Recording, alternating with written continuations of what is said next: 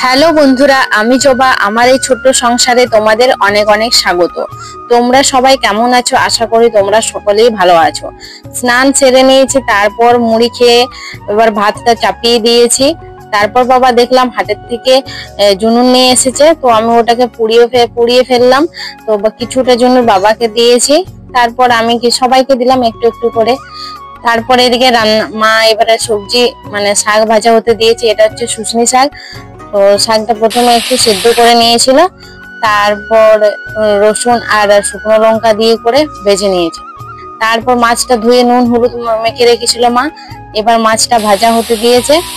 তো মাছ ভাজা হতে হতে মাকে একটু ডাকলো, কাজ পড়ে গিয়েছিল। তো আমি বললাম ঠিক আছে যাও, আমি মাছের রান্নাটা করে নিচ্ছি।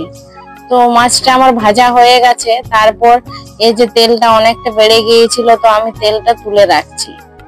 এবার পেঁয়াজটা দিয়ে দেবো। পেঁয়াজটা দিয়ে ভালো করে ওটা ভেজে নেব পেঁয়াজটা।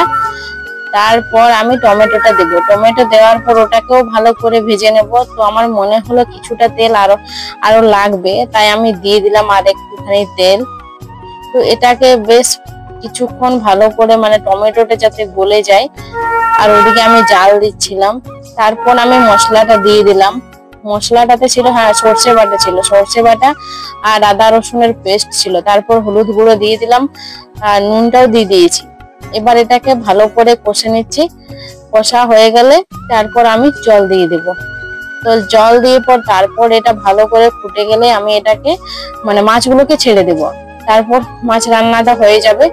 তো আমার মনে একটু হলুদ কম পড়েছিল, তাই আমি দিয়ে দিলাম পরে। তো তোমাদের সঙ্গে নেক্সট ব্লগে আবারও দেখা হচ্ছে। ভিডিওগুলো ভালো লাগলে প্লিজ লাইক শেয়ার কমেন্ট অবশ্যই করো, তাহলে আমি বুঝতে পারবো একটু যে ভিডিওগুলো মানে কিরকম কি হচ্ছে না হচ্ছে। প্লিজ তোমরা একটু কমেন্ট করো। তো পরের ভিডিওতে আবারও দেখা হচ্ছে। তো এই যে দেখো রান্নাটা